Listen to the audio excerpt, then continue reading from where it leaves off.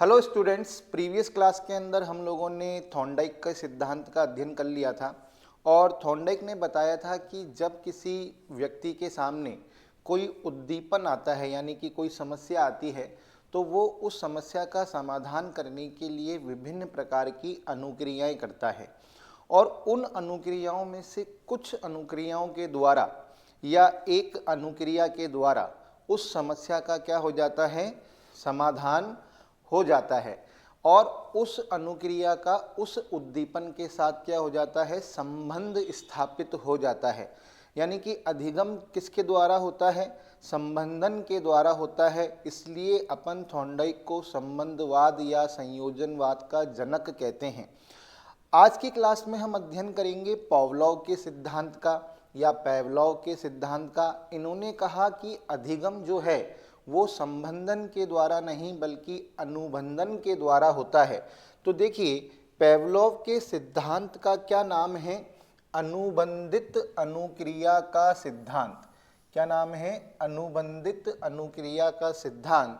आपको ये नाम याद होना चाहिए कि एग्जाम में कभी कभार ऐसे भी पूछ लेते हैं कि भाई अनुबंधित अनुक्रिया का सिद्धांत किसने किसने दिया, तो हमारा उत्तर होगा पेवलोव ने दिया। और इंग्लिश के अंदर अपन इसे बोलते हैं कंडीशनड रिस्पॉन्स थ्योरी और शॉर्ट के अंदर इसे बोला जाता है CR थ्योरी। क्या बोला जाता है, CR थ्योरी बोला जाता है। तो ध्यान रखिएगा, SR थ्योरी जो थी वो किसकी थी, थॉर्नडाइक की थी और CR थ्योरी जो है वो किसकी है, पेवलोव की है। तो चलिए इनके सिद्धांत को हम पढ़ना स्टार्ट करते हैं। रूस के प्रसिद्ध नोबेल पुरस्कार प्राप्त मनोवैज्ञानिक IP पेवलोव ने 1904 में अनुबंधित अनुक्रिया के सिद्धांत का प्रतिपादन किया। अनुबंधित अनुक्रिया का अर्थ होता है अस्वाभाविक उद्दीपक के प्रति स्वाभाविक अनुक्रिया का उत्पन्न होना। अब देखिए यहाँ से कौन कौन से प्रश्न बन रहे हैं।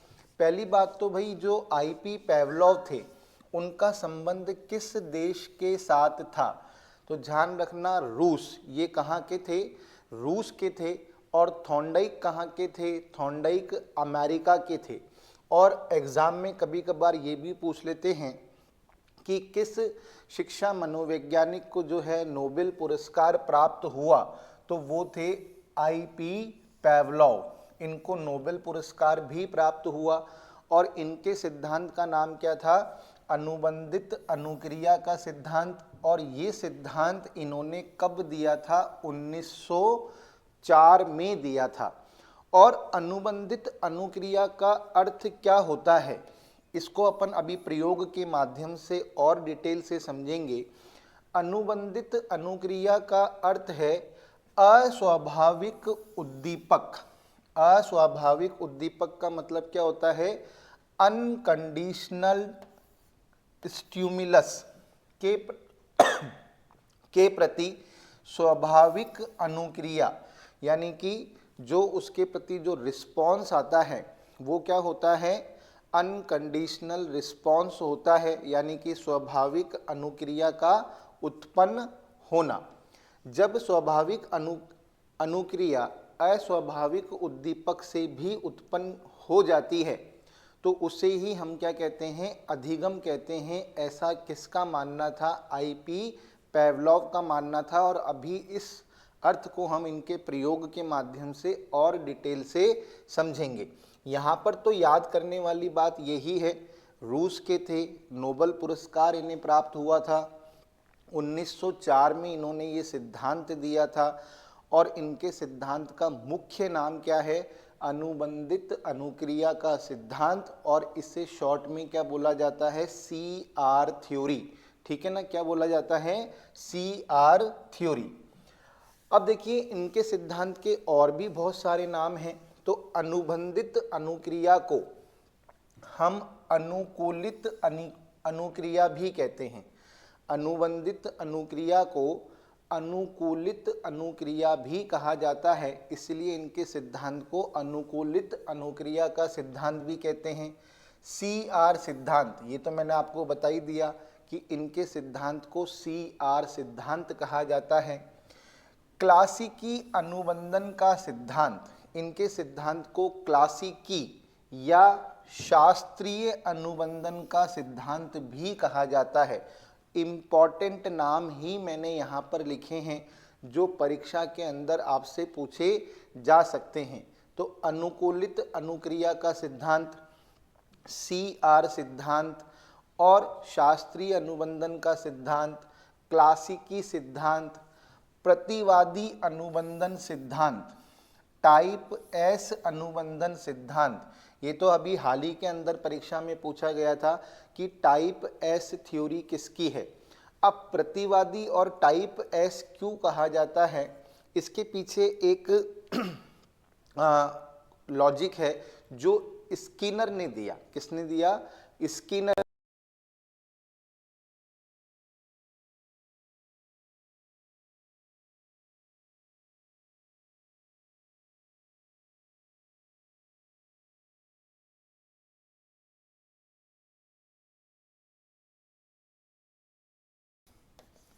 और एक होती है क्रिया प्रसूत अनुक्रिया। एक क्या होती है? क्रिया प्रसूत अनुक्रिया। तो दो तरह की अनुक्रियाएं होती हैं, इस चीज को अपन को ध्यान रखना है, ठीक है ना। एक होती है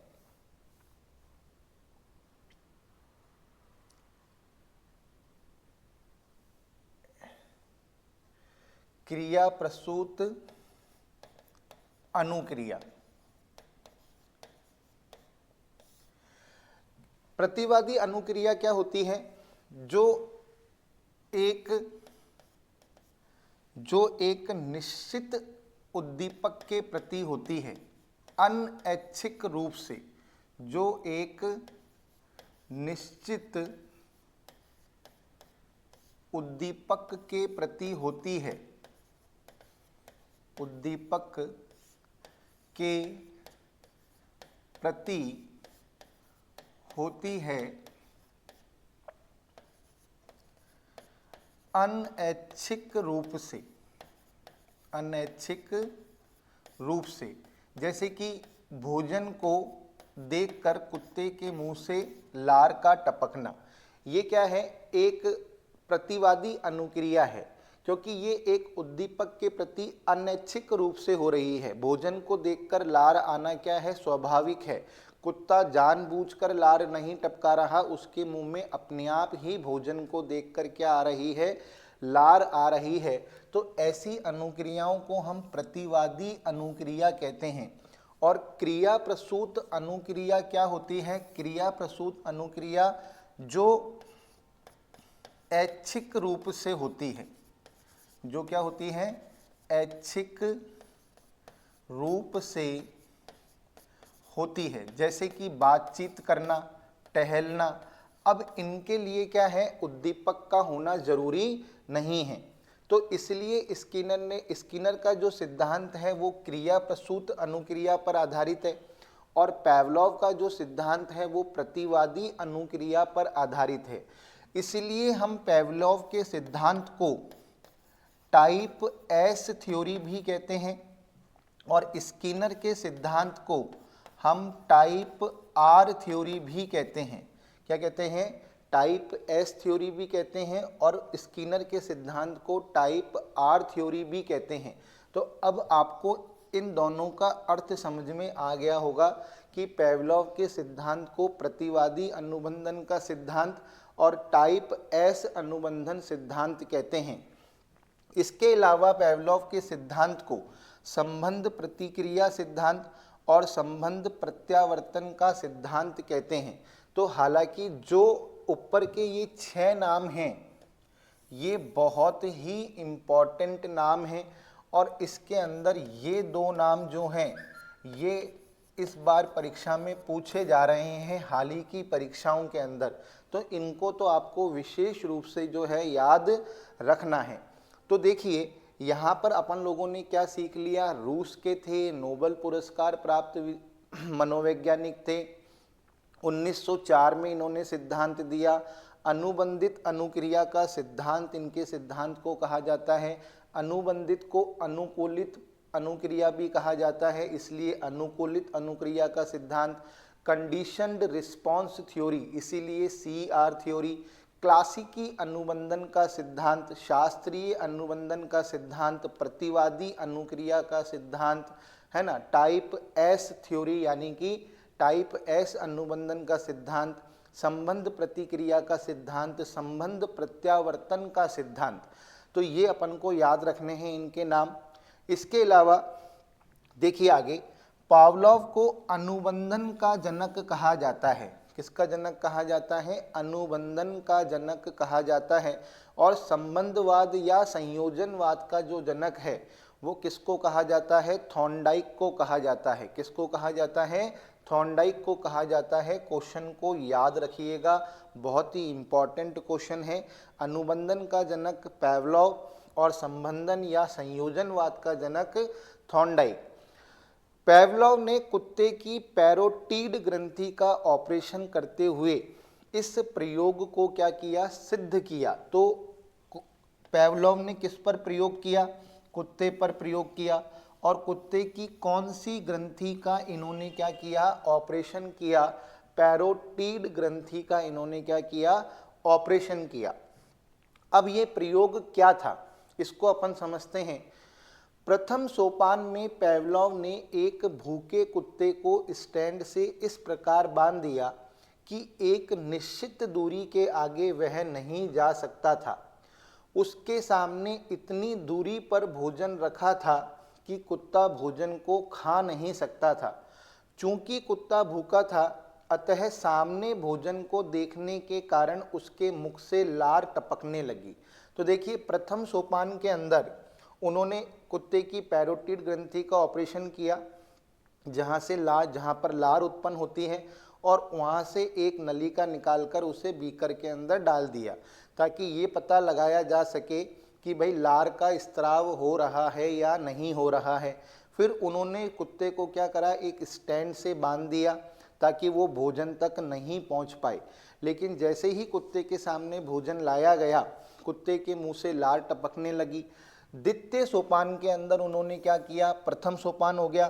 द्वितीय सोपान में कुछ समय के बाद कुत्ते के सामने भोजन रखने से पहले, अब यहाँ पर नोट करिएगा, द्वितीय सोपान में भोजन रखने से पहले एक घंटी बजाई गई, फिर भोजन रखा गया।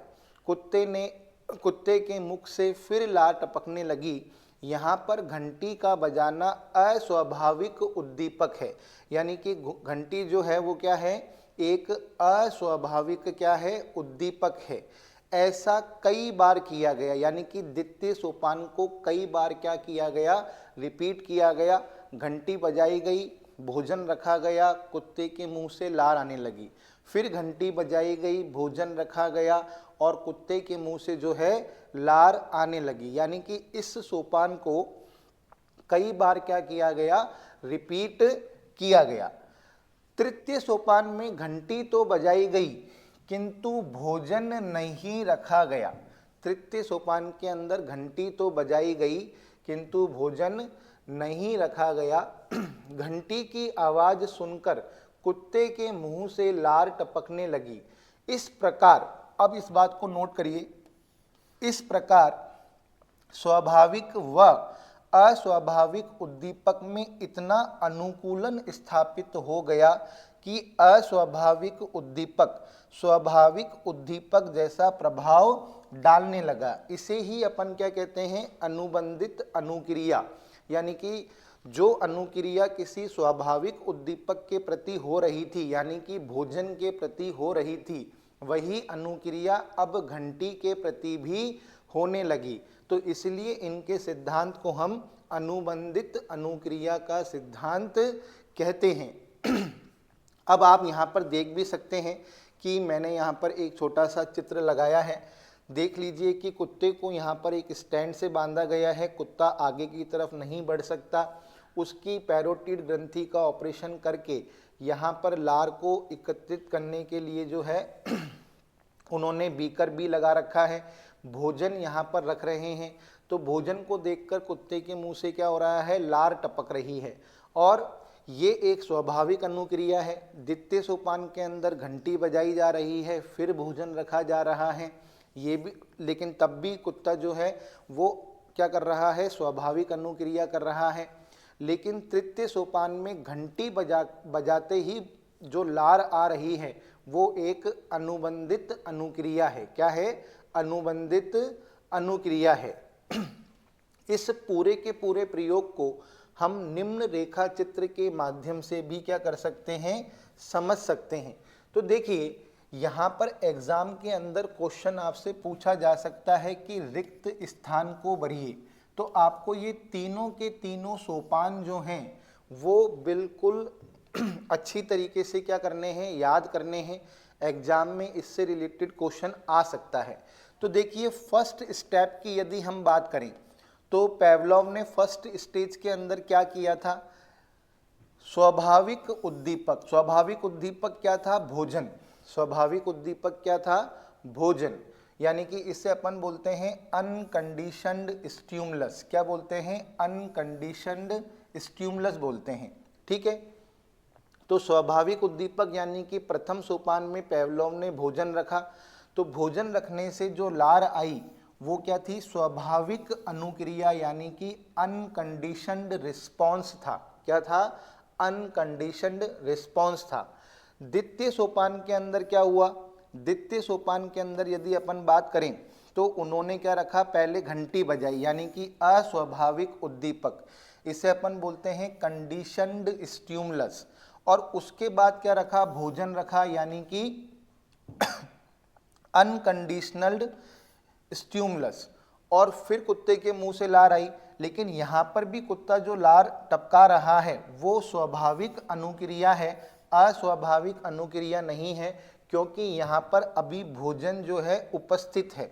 लेकिन तीसरे सोपान के अंदर केवल घंटी बजाई गई, केवल क्या बजाई गई, घंटी बजाई गई, और कुत्ते ने फिर भी लार टपकाई। लेकिन यहाँ पर लार का टपकाना जो है ये अनुकूलित या अनुबंधित अनुक्रिया है, यानी कि कंडीशनड रिस्पॉन्स है। तो ये पूरा का पूरा प्रयोग जो है हम इस समीकरण के माध्यम से क्या है, आसानी से, या इस रेखा चित्र के माध्यम से आसानी से समझ सकते हैं। और शॉर्ट में भी देख लीजिए, पहले क्या रखा गया, भोजन, यानी कि यू आर रखा गया, सॉरी यू एस रखा गया। पहले क्या रखा गया, भोजन, यानी कि यू एस रखा गया। तो कुत्ते ने क्या करा, स्वाभाविक अनुक्रिया यानी कि यू आर की। फिर दूसरे प्रयोग में पहले अस्वाभाविक उद्दीपक यानी कि घंटी को बजाया गया, उसके बाद फिर स्वाभाविक उद्दीपक यानी कि भोजन को रखा गया। अब यहाँ पर कुत्ते ने जो अनुक्रिया की वो भी स्वाभाविक अनुक्रिया है, लेकिन तीसरे सोपान के अंदर केवल घंटी को बजाया गया। किसको बजाया गया, घंटी को बजाया गया। अब यहाँ पर कुत्ता जो अनुक्रिया कर रहा है वो अनुबंधित अनुक्रिया है। क्या है, अनुबंधित अनुक्रिया। तो ये क्या है, भोजन, ये क्या है, घंटी, फिर भोजन, और तीसरे सोपान में केवल क्या बजाई गई, घंटी। यहाँ पर कौन सी अनुक्रिया हो रही है, स्वाभाविक अनुक्रिया हो रही है। क्या हो रही है, स्वाभाविक अनुक्रिया हो रही है। यहाँ पर स्वाभाविक अनुक्रिया हो रही है, यहाँ पर भी स्वाभाविक अनुक्रिया हो रही है, लेकिन यहाँ पर कौन सी अनुक्रिया हो रही है, अनुबंधित अनुक्रिया हो रही है। तो पेवलोव ने क्या कहा कि जो अधिगम है वो संबंधन के द्वारा नहीं बल्कि अनुबंधन के द्वारा होता है, यानी कि अनुबंधन के द्वारा भी अधिगम को क्या किया जा सकता है, समझा जा सकता है। वॉटसन व रेनर का प्रयोग। अब पेवलोव से मिलता जुलता एक प्रयोग वॉटसन व उनकी पत्नी रेनर ने भी किया। इस सिद्धांत का दूसरा प्रयोग वॉटसन ने किया। किसने किया, वॉटसन ने किया। ध्यान रखिएगा, इस सिद्धांत का दूसरा प्रयोग किसने किया, वॉटसन ने किया। व्यवहारवादी मनोवैज्ञानिक, वॉटसन को व्यवहारवाद का जनक माना जाता है और वॉटसन कहते थे कि तुम मुझे कोई भी बालक दे दो, मैं उसे वही बना दूंगा जो तुम उसे बनाना चाहते हो। तो व्यवहारवादी मनोवैज्ञानिक जे.बी. वॉटसन व उनकी पत्नी रेनर ने 1920 में, किसमें, 1920 में यह प्रयोग अपने 11 माह के पुत्र अल्बर्ट पर किया। किस पर किया? अल्बर्ट पर किया। पेवलोव ने तो जानवर यानी कि कुत्ते पर किया था और वॉटसन ने ये प्रयोग जो है यानी कि अल्बर्ट यानी कि मानव पर किया। अल्बर्ट के सामने एक लोहे के डंडे पर हथौड़े से तेज आवाज की गई, जिससे प्रत्येक तेज आवाज पर बच्चा क्या है, चौंक जाता था तथा डर जाता था। और ये बात स्वाभाविक भी है कि अगर हमारे पास कोई तेज आवाज होगी तो हम चौंक कर क्या होंगे, डर जाएंगे। अल्बर्ट का प्रत्येक तेज ध्वनि पर डर जाना एक स्वतः प्रेरित प्रतिक्रिया थी। और ये मैंने कहा कि बिल्कुल स्वाभाविक सी बात है कि अगर किसी के पास बहुत जोर से आवाज की जाएगी तो वो स्वाभाविक रूप से क्या होगा, डर जाएगा। प्रयोग में आगे तेज ध्वनि के साथ एक सफेद चूहा भी उपस्थित किया गया। अल्बर्ट ने फिर क्या किया, तेज ध्वनि के साथ सफेद चूहा भी क्या किया, उपस्थित किया। इसके बाद कई बार तेज आवाज के साथ चूहा प्रस्तुत किया गया। इस तेज आवाज तथा चूहे में निकट संबंध स्थापित हो गया, जैसे कि पेवलोव के प्रयोग के अंदर घंटी और भोजन में स्थापित हो गया था। बाद में केवल चूहा प्रस्तुत करने पर भी अल्बर्ट डरकर चिल्लाने लगा और वो चूहे जैसी हर चीज से क्या करने लगा, डरने लगा। और इस प्रयोग के आधार पर वॉटसन ने सिद्ध किया कि संवेगों को भी अनुबंधित किया जा सकता है, यानी कि अनुबंधन के द्वारा आप हर चीज क्या कर सकते हो, सिखा सकते हो। तो पेवलोव, वॉटसन जो थे, इन लोगों ने क्या कहा, इन लोगों ने कहा कि भाई अधिगम को अनुबंधन के द्वारा आसानी से कराया जा सकता है, इसलिए इनका जो सिद्धांत है वो अनुबंधित या अनुकूलित अनुक्रिया का सिद्धांत कहा जाता है। तो सीखना किसके माध्यम से होता है, अनुबंधन के माध्यम से होता है। ऐसा किसका मानना था, पेवलोव और वॉटसन का मानना था। वॉटसन की पत्नी का नाम क्या था, रेनर, और वॉटसन ने किस पर प्रयोग किया था, अपने पुत्र अल्बर्ट पर क्या किया था, प्रयोग किया था। तो थॉर्नडाइक का मानना था कि सीखना संबंधन के द्वारा होता है, जबकि पेवलोव और वॉटसन का मानना क्या था कि सीखना जो है वो अनुबंधन के द्वारा होता है। किसके द्वारा होता है, अनुबंधन के द्वारा होता है। अनुकूलित अनुक्रिया सिद्धांत के नियम। लेकिन पेवलोव ने यह भी बताया कि यदि आप किसी बालक को अनुबंधन के द्वारा सिखा रहे हो तो आपको कुछ नियमों का पालन करना पड़ेगा। पेवलोव ने अनुबंधन के कुछ नियम भी दिए और उन्होंने कहा कि यदि आप अधिगम जो है वो अनुबंधन के द्वारा करा रहे हो तो आपको कुछ नियमों का प्रतिपादन करना पड़ेगा, पालन करना पड़ेगा। पहला नियम क्या है, समय नियम या सन्निधता का नियम, principle of time, principle of contiguity. दोनों उद्दीपनों के मध्य समय अंतराल लगभग 0.5 सेकंड, 0.5 सेकंड यानी कि 500 मिली सेकंड, 500 मिली सेकंड से अधिक नहीं होना चाहिए। यानी कि स्वाभाविक और अस्वाभाविक उद्दीपक के प्रति जो भी दोनों के बीच का जो अंतराल है वो 0.5 सेकंड से ज़्यादा का नहीं होना चाहिए। वो आप पर डिपेंड करता है कि आप स्वाभाविक उद्दीपक पहले दे रहे हो, उसके बाद आप अस्वाभाविक उद्दीपक भी पेश कर रहे हो, तो इन दोनों उद्दीपकों के मध्य में जो है वो 0.5 सेकंड से ज़्यादा का समय नहीं होना चाहिए, अन्यथा अनुबंधन जो है वो स्थापित नहीं होगा। फिर दूसरा नियम क्या है? तीव्रता का नियम, प्रिंसिपल ऑफ इंटेंसिटी। इस सिद्धांत के अनुसार या इस नियम के अनुसार यदि हम चाहते हैं कि कृत्रिम उद्दीपन अपना स्थायी प्रभाव बनाए रखे, तो इसके लिए उसका प्राकृतिक उद्दीपन की तुलना में अधिक सशक्त होना एक अनिवार्य तत्व है। यानी कि जिस भी अस्वाभाविक उद्दीपक के साथ आप अनुबंधन स्थापित करना चाहते हो, जैसे पेवलोव ने घंटी के साथ किया और वॉटसन ने चूहे के साथ किया, तो वो कह रहे हैं कि जिस किसी भी अस्वाभाविक उद्दीपक के साथ आप अनुबंधन स्थापित करना चाहते हो, वह स्वाभाविक उद्दीपक से क्या होना चाहिए? ज़्यादा प्रभावी होना चाहिए, तभी अनुबंधन होगा। तीसरा नियम इन्होंने क्या कहा? पुनरावृत्ति का नियम।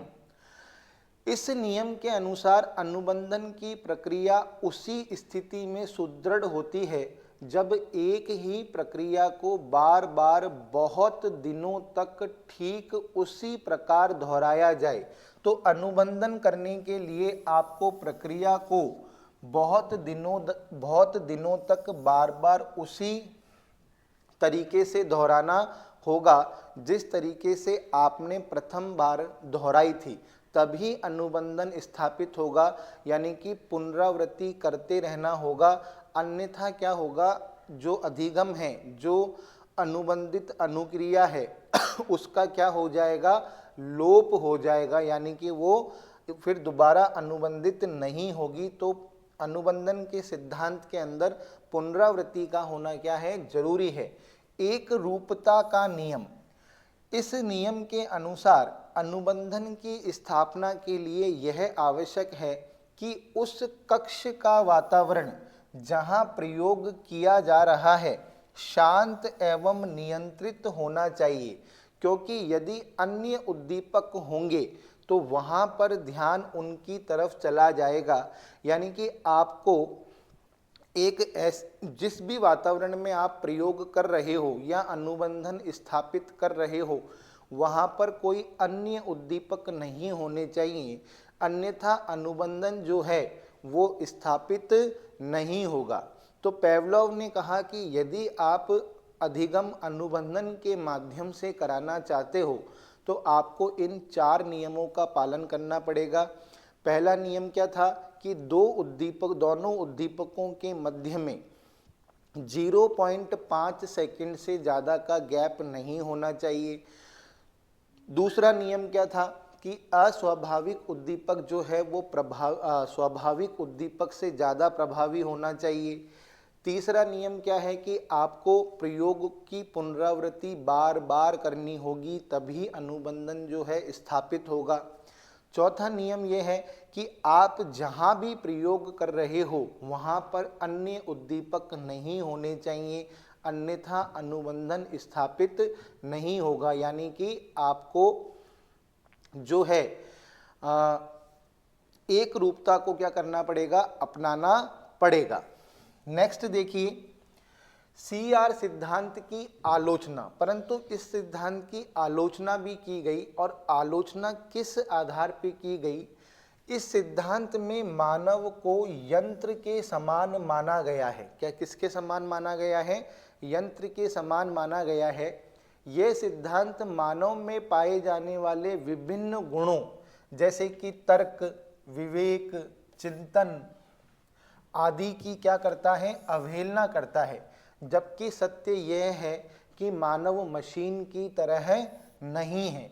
भाई ये सिद्धांत जो है मानव को यंत्र मानता है और ये कहता है कि भाई मानव में तर्क, चिंतन जैसे कोई भी गुण नहीं होते, आप अनुबंधन के द्वारा ही उसे क्या कर सकते हो? सिखा सकते हो। जबकि आगे जाकर अपन अभी गेस्टाल्टवादियों के सिद्धांत भी पढ़ेंगे, और उन्होंने कहा कि जो अधिगम है वो तर्क, चिंतन, विवेक पर आधारित होता है, प्रत्यक्षीकरण पर आधारित होता है, अंतःदृष्टि पर आधारित होता है। तो यहाँ पर इस सिद्धांत की क्या की गई, इस आधार पर आलोचना की गई कि ये सिद्धांत जो है मानव को क्या मानता है, यंत्र के समान मानता है। मानव क्रियाओं का संचालन अपने तर्क एवं विवेक के आधार पर करता है। इस सिद्धांत में जब तक उद्दीपक बार बार दोहराए जाते हैं उस समय तक संबंधता बनी रहती है, एवं यदि उद्दीपकों के संबंधों को समाप्त कर दिया जाए तो प्रतिक्रिया क्या हो जाती है, प्रभावहीन हो जाएगी।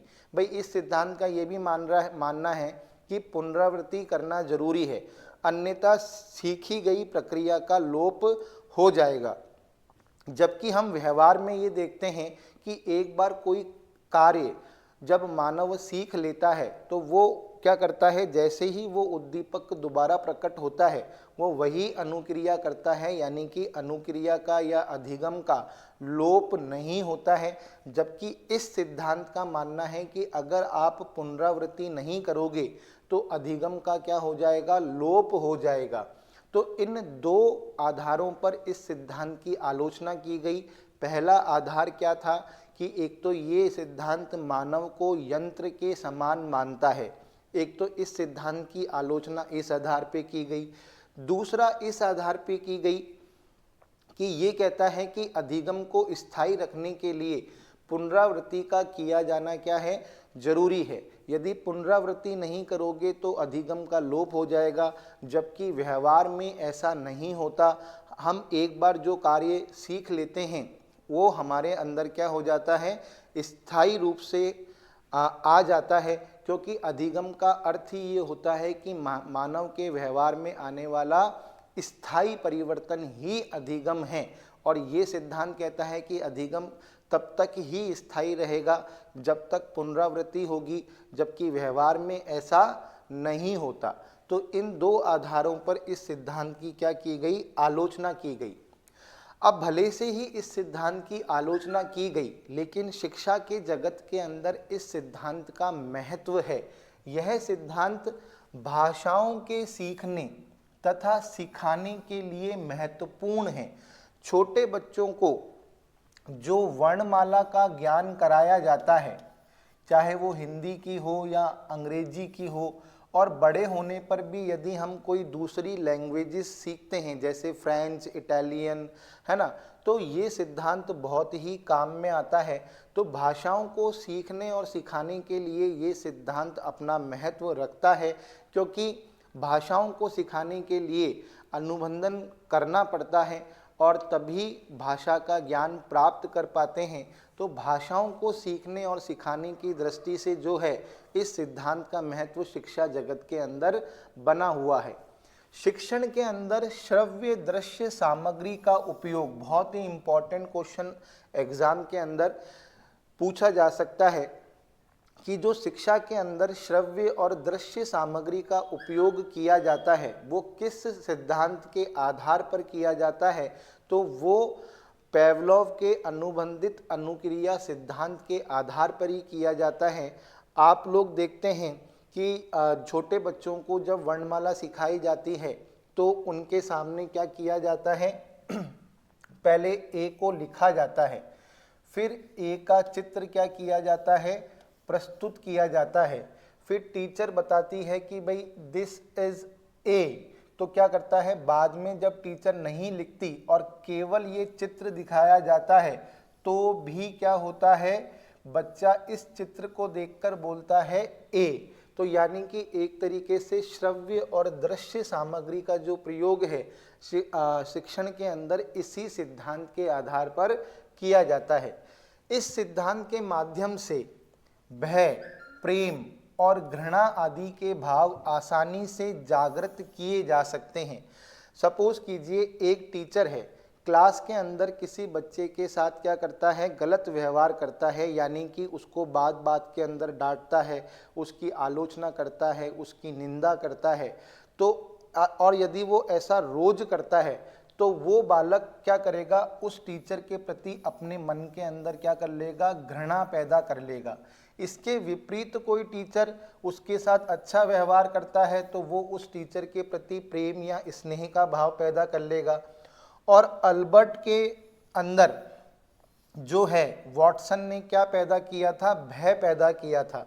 तो भय, प्रेम और घृणा जैसे संवेगों का जो विकास है किसी भी बालक के अंदर इस सिद्धांत के माध्यम से आसानी से पैदा किया जा सकता है, क्योंकि वॉटसन ने कहा था कि संवेगों का भी अनुबंधन होता है। इस सिद्धांत के माध्यम से बालकों में उचित आदतों, रुचियों, अभिरुचियों, अभिवृत्तियों, सौंदर्यात्मक भावनाओं आदि का क्या किया जा सकता है, समुचित विकास किया जा सकता है। यानी कि अनुबंधन के द्वारा एक बालक में अच्छी आदतों का, रुचियों का, अभिरुचियों का, अभिवृत्तियों का, सौंदर्यात्मक भावनाओं आदि का समुचित विकास किया जा सकता है, क्योंकि संवेगों का अधिगम हो सकता है। और संवेग ही जो हैं हमारे व्यवहार में क्या होते हैं, प्रकट होते हैं। तो शिक्षा जगत के अंदर आप देखो कि इस सिद्धांत का क्या है, बहुत ही ज़्यादा महत्व है।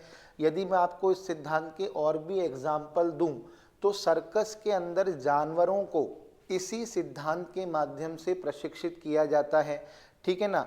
खेत के अंदर जो हम बिजूका लगाते हैं जिसे देखकर पक्षी जो है खेत के अंदर नहीं आते, या फिर जानवर जो हैं खेत के अंदर नहीं आते, तो खेत में लगाया जाने वाला बिजूका है ना, वो भी इसी सिद्धांत के माध्यम के आधार पर लगाया जाता है। हाबू कहने पर बच्चे का डर जाना, वो भी इसी सिद्धांत का ही उदाहरण है। तो हालांकि ये सिद्धांत की आलोचना की गई कि इसका सिद्धांत का सबसे बड़ा दोष ये है कि ये सिद्धांत जो है मानव को जो है यंत्र के समान समझता है, जबकि व्यवहार के अंदर ऐसा नहीं होता है। मानव जो है वो यंत्र के समान नहीं है। मानव में तर्क, विवेचन, कल्पना शक्ति, स्मरण शक्ति जैसी कई जो हैं शक्तियां होती हैं। तो इस सिद्धांत का बस एक यही जो है आलोचना का आधार है। अदरवाइज यदि देखा जाए तो ये सिद्धांत शिक्षा जगत के अंदर क्या रखता है, अपना बहुत ज़्यादा महत्व रखता है भाषाओं को सिखाने में। और इसका सबसे बड़ा योगदान क्या है कि श्रव्य दृश्य सामग्री का जो प्रयोग है शिक्षा में, वो इसी सिद्धांत के आधार पर किया गया है। और किसी भी बालक के संवेगों को परिवर्तित करने में ये सिद्धांत बहुत ही ज़्यादा क्या है, उपयोगी है। तो आई थिंक आप लोगों को ये सिद्धांत जो है अच्छी तरीके से समझ में आ गया होगा। तो अब हम बात करते हैं सक्रिय अनुबंधन का सिद्धांत, थ्योरी ऑफ ऑपरेंट कंडीशनिंग। इस सिद्धांत का प्रतिपादन अमेरिका के हॉवर्ड विश्वविद्यालय के मनोवैज्ञानिक B.F. स्किनर, ब्यूरहस फ्रेडरिक स्किनर ने अपनी पुस्तक, बहुत ही important, the behaviour of organism में 1938 में किया। यानी कि अगर आपसे पूछा जाए कि सक्रिय अनुबंधन का सिद्धांत, और इनके सिद्धांत का एक फेमस नाम और है, वो है क्रिया प्रसूत अनुबंधन का सिद्धांत।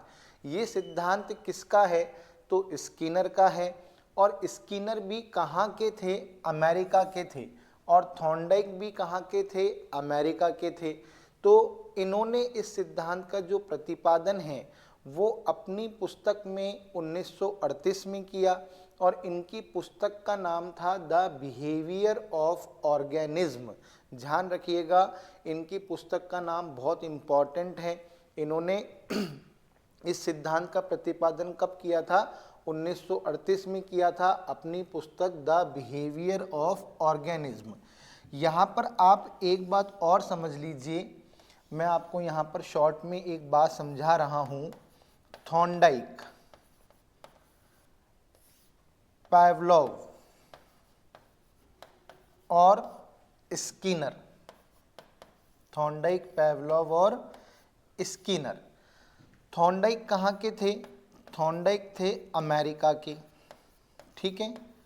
और स्किनर भी कहाँ के थे, स्किनर थे अमेरिका के। पेवलोव कहाँ के थे? पेवलोव थे रूस के। कहाँ के थे? रूस के थे।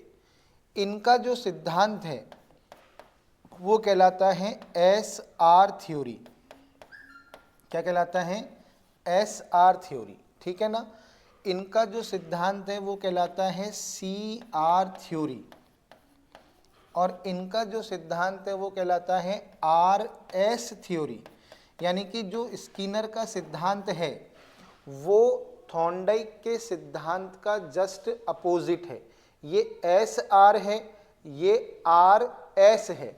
तो ध्यान रखिएगा कि दोनों सिद्धांतों में क्या है? फर्क है। और साथ ही साथ एक क्वेश्चन और ध्यान रखिएगा, इनकी थ्योरी कहलाती है टाइप एस और इनकी थ्योरी कहलाती है टाइप आर। तो ये बहुत ही इम्पॉर्टेंट फैक्ट हैं जो मैंने आपके सामने यहाँ पर शॉर्ट के अंदर लिख दिए। थॉर्नडाइक, पेवलोव और स्किनर। तो एस आर थ्योरी थॉर्नडाइक ने दी, सी आर थ्योरी पेवलोव ने दी और आर एस थ्योरी स्किनर ने दी। पेवलोव का सिद्धांत टाइप एस क्योंकि प्रतिवादी अनुक्रिया पर आधारित है। स्किनर का सिद्धांत टाइप आर क्योंकि ये क्रिया प्रसूत अनुक्रिया पर आधारित है। इसलिए क्रिया प्रसूत अनुबंधन का जो सिद्धांत है वो भी स्किनर का ही है। यानी कि इस सिद्धांत का दूसरा नाम जो है वो क्रिया प्रसूत अनुबंधन का सिद्धांत है। तो ध्यान रखिएगा, सक्रिय अनुबंधन के सिद्धांत का दूसरा नाम क्या है? क्रिया प्रसूत अनुबंधन का सिद्धांत। और ये तीन फैक्ट जो हैं बहुत ही इम्पॉर्टेंट फैक्ट हैं जो मैंने यहाँ पर लिख दिए हैं, ठीक है ना। एग्जाम के अंदर डेफिनेटली यहाँ से क्वेश्चन पूछे गए हैं। अब देखिए इस सिद्धांत के अंदर स्किनर समझाना क्या चाहते हैं अधिगम को लेकर।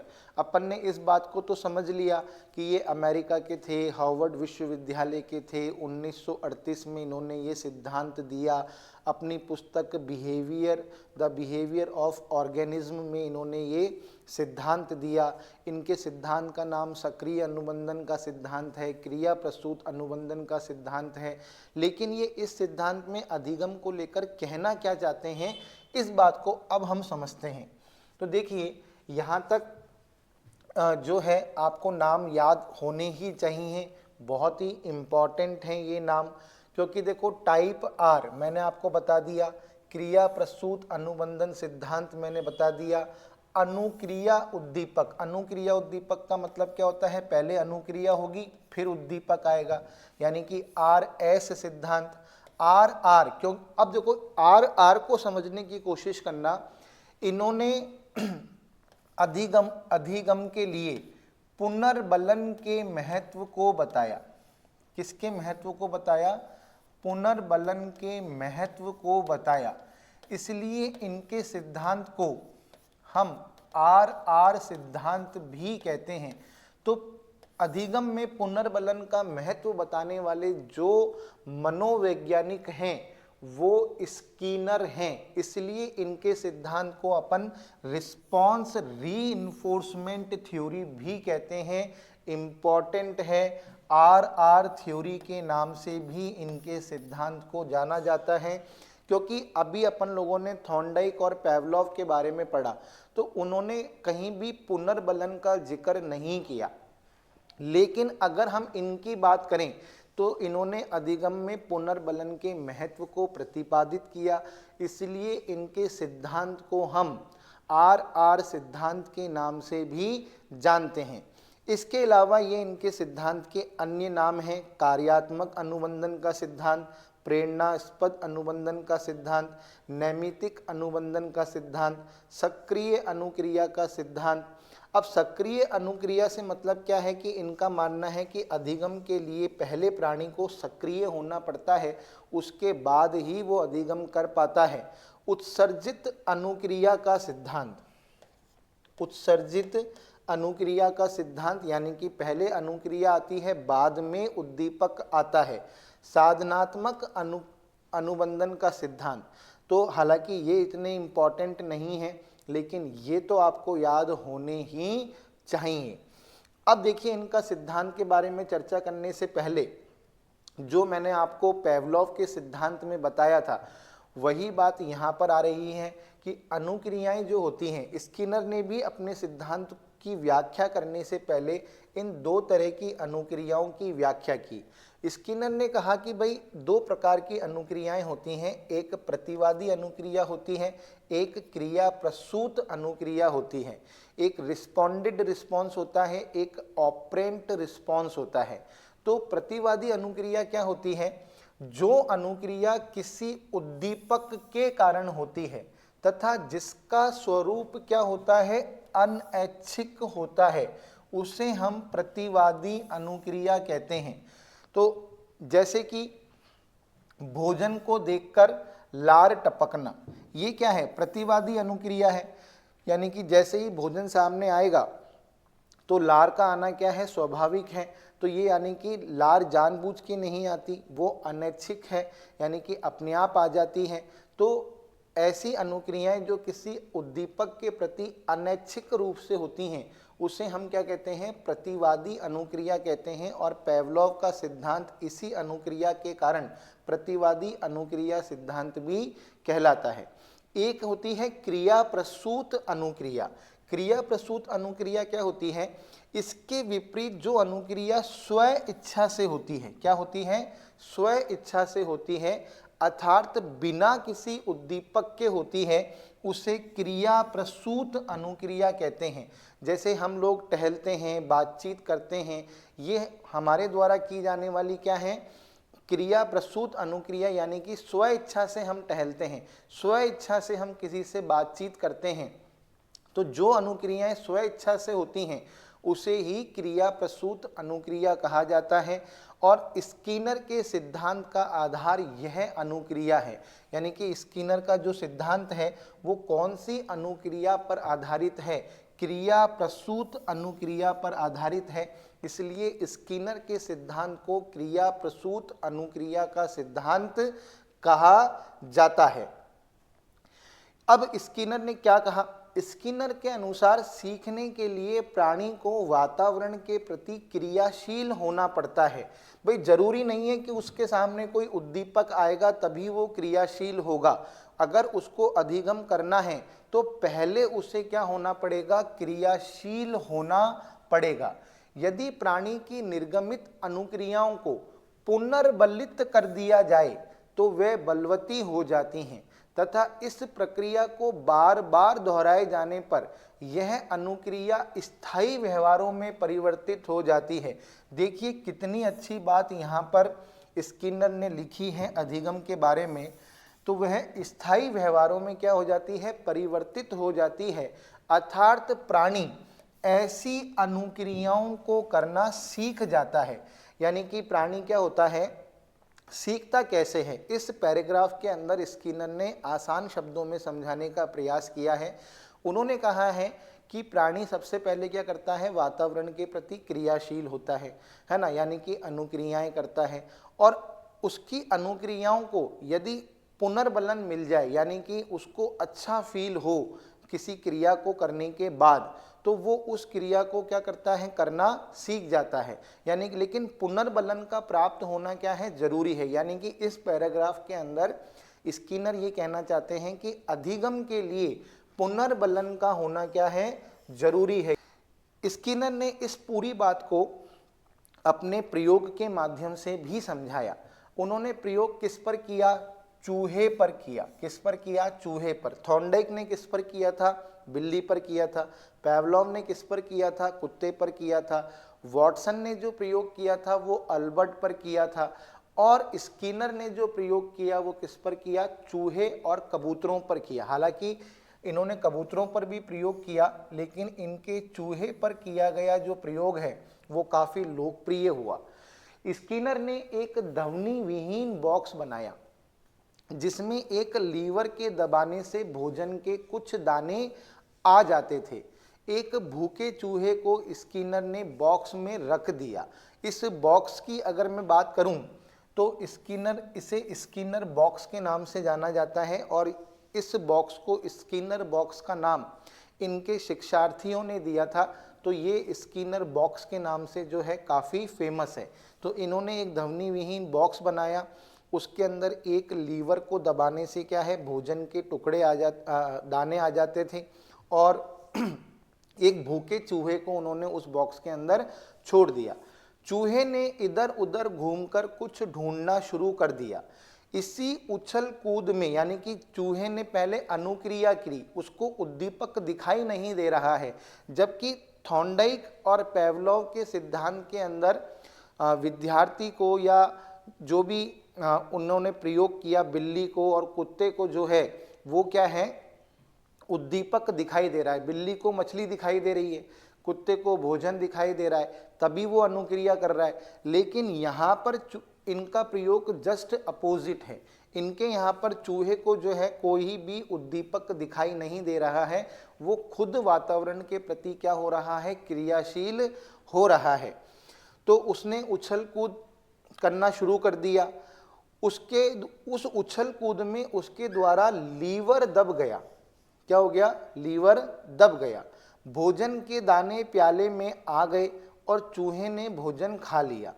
इसके बाद चूहा फिर इधर उधर घूमते घूमते लीवर को दबा देता है और उसे भोजन की प्राप्ति हो जाती है। धीरे धीरे वह लीवर को दबाना सीख जाता है, क्योंकि लीवर के दबने से उसे क्या मिलता है, भोजन मिलता है। देखो यहाँ पर स्किनर ने अपने प्रयोग में यहाँ पर साफ बता दिया कि लीवर को दबाना चूहे ने कब सीखा, जब उसे पुनर्बलन के रूप में भोजन के दाने क्या हुए, प्राप्त हुए। और ऐसा ही जो स्वभाव है वो मनुष्य का भी होता है। मनुष्य भी वातावरण के प्रति क्या होता है, पहले क्रियाशील होता है, अनुक्रियाएं करता है, और उसकी किसी अनुक्रिया को अगर पुनर्बनन मिल जाता है तो वो उस क्रिया को बार बार दोहराता है, फिर वह अनुक्रिया उसके व्यवहार में आ जाती है, अर्थात वह उस अनुक्रिया का क्या कर लेता है, अधिगम कर लेता है। यानी कि अधिगम के लिए पुनर्बलन का होना क्या है, जरूरी है। इस बात को कौन कह रहे हैं, स्किनर कह रहे हैं। नेक्स्ट, यहाँ पर आपको ये स्किनर बॉक्स नज़र आ रहा है, इसमें इन्होंने चूहे को छोड़ दिया है और चूहा जो है इस लीवर को दबाना सीख गया है। आगे देखिए, स्किनर ने अपने सिद्धांत में पुनर्बलन अनुसूची की भी व्याख्या की। इन्होंने कहा कि भाई पुनर्बलन भी जो है दो प्रकार का होता है ना। अधिगम में जो अधिगम के लिए जो पुनर्बलन दिया जाता है वो है कितने प्रकार का होता है, दो प्रकार का होता है। इस बात को इन्होंने अपने सिद्धांत में पुनर्बलन अनुसूची के माध्यम से समझाया। एक तो इन्होंने अधिगम के लिए पुनर्बलन के महत्व को बताया, और इन्होंने साथ ही साथ पुनर्बलन के प्रकारों की भी क्या की, व्याख्या की, जिसे हम पुनर्बलन अनुसूची के नाम से जानते हैं। स्किनर ने अपने सिद्धांत में पुनर्बलन अनुसूची की व्याख्या की है। पुनर्बलन अनुसूची से तात्पर्य, देखिए यहाँ पर क्या लिखा हुआ है, पुनर्बलन अनुसूची से तात्पर्य एक ऐसी योजना से होता है जिसमें यह उल्लेख रहता है कि कितनी अनुक्रिया करने के बाद या कितने समय बाद व्यक्ति को पुनर्बलन दिया जाएगा। यानी कि अधिगम के अंदर पुनर्बलन को पहले से ही डिसाइड कर लिया जाता है कि भाई कितनी अनुक्रिया करने के बाद या कितने समय बाद जो है पुनर्बलन दिया जाएगा, ताकि वह मानव जो है उस अनुक्रिया को करना सीख जाए। और यह योजना बनाना ही क्या कहलाता है, पुनर्बलन अनुसूची कहलाता है। स्किनर ने पुनर्बलन अनुसूची को दो भागों में बांटा है। कितने भागों में बांटा है, दो भागों में। उन्होंने कहा कि भाई पुनर्बलन की योजना आप दो प्रकार से बना सकते हो। एक होता है आंशिक पुनर्बलन या विरामी पुनर्बलन, और एक होता है सतत पुनर्बलन। यानी कि भाई अनुसूची का मतलब क्या है, पुनर्बलन की योजना है, और ये योजना आप दो तरीके से बना सकते हो। आंशिक पुनर्बलन, जिसे अपन विरामी पुनर्बलन भी कहते हैं, और एक होता है सतत पुनर्बलन।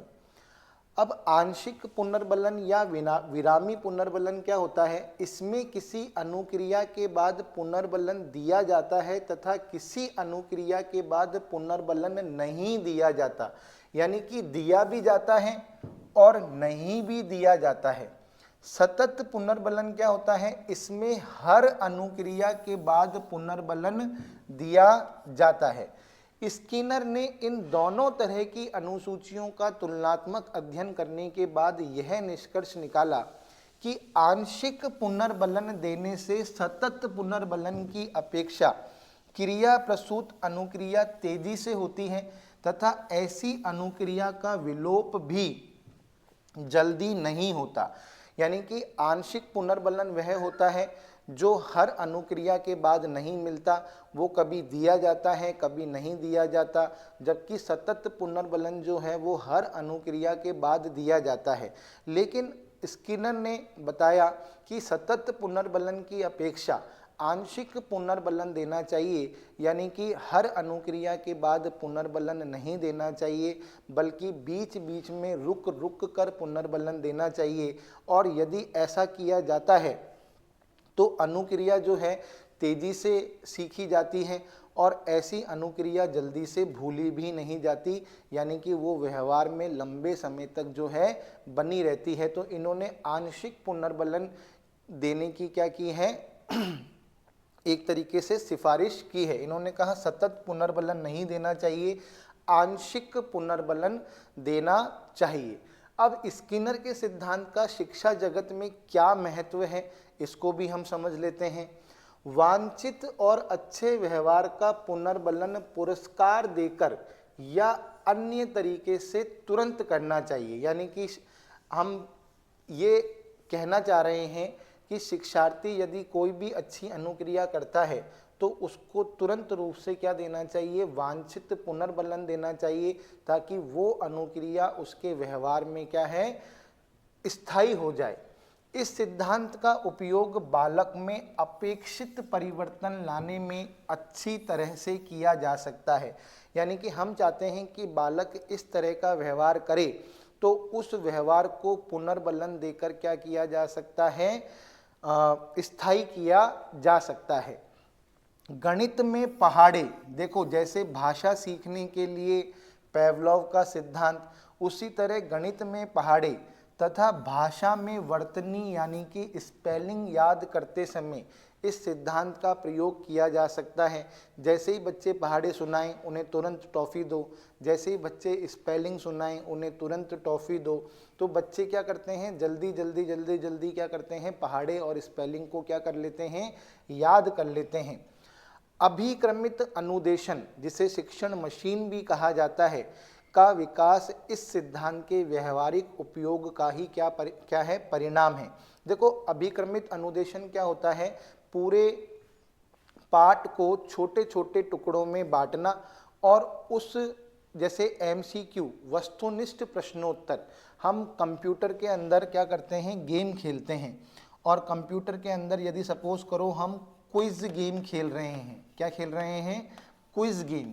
क्विज गेम जो होता है एक तरीके से क्या है, अभिक्रमित अनुदेशन का क्या है, एग्जाम्पल है। इसके अंदर जैसे ही बच्चा जो है सही आंसर देता है, आगे का चरण जो है वो स्टार्ट हो जाता है, बच्चे को क्या मिलता है, पुनर्बलन मिलता है। वीडियो गेम के अंदर जो गेम है वो एक तरीके से क्या है, अभिक्रमित अनुदेशन है। तो अभिक्रमित अनुदेशन का मतलब क्या हुआ कि टीचर जो है पहले तो पूरे पाठ को क्या करे, पूरे पाठ में से क्या करे, छोटे छोटे क्वेश्चन बना ले, है ना, और पूरी पाठ योजना को छोटी छोटी इकाइयों के माध्यम से बच्चों के सामने प्रस्तुत करे। फिर उस इकाई में से प्रश्न बनाकर बच्चों से पूछे और जब बच्चे उसका सही उत्तर दें तो उनको पुनर्बलन दें। तो अभिक्रमित अनुदेशन यही कहलाता है। और एग्ज़ाम के अंदर क्वेश्चन पूछा जाता है कि अभिक्रमित अनुदेशन या शिक्षण मशीन का जो विकास है वो कौन से अधिगम के सिद्धांत के अनुसार किया गया है। तो अपन को ध्यान रखना है, स्किनर का क्रिया प्रसूत अनुबंधन का सिद्धांत बहुत ही इम्पॉर्टेंट क्वेश्चन है। यदि बच्चे को गणित में पहाड़े याद कराने हों, यदि स्पेलिंग याद करानी हो तो किस सिद्धांत का प्रयोग किया जा सकता है, क्रिया प्रसूत अनुबंधन का सिद्धांत। भाषा सिखानी हो तो पेवलोव का सिद्धांत। और शिक्षण जगत में श्रव्य दृश्य सामग्री का जो प्रयोग है वो किसके सिद्धांत के आधार पर किया जाता है? पैवलोव के सिद्धांत के आधार पर किया जाता है। तो इस सिद्धांत का भी शिक्षा जगत के अंदर क्या है? बहुत ज़्यादा महत्व है। और स्किनर की सबसे बड़ी बात क्या है कि इन्होंने शिक्षा जगत में पुनर्बलन के महत्व को क्या किया? एक तरीके से प्रतिपादित किया। इन्होंने कहा अधिगम के लिए पुनर्बलन का दिया जाना क्या है? अनिवार्य है। क्या है? अनिवार्य है। तो यहाँ तक अपन लोगों ने जो है दो सिद्धांतों का अध्ययन कर लिया, एक पैवलोव का सिद्धांत और एक अपन ने पढ़ लिया स्किनर का सिद्धांत। अब जो नेक्स्ट सिद्धांत हैं उसकी चर्चा अपन लोग जो है अगली क्लास में करेंगे। क्लास के साथ जुड़ने के लिए आप सभी का बहुत बहुत धन्यवाद।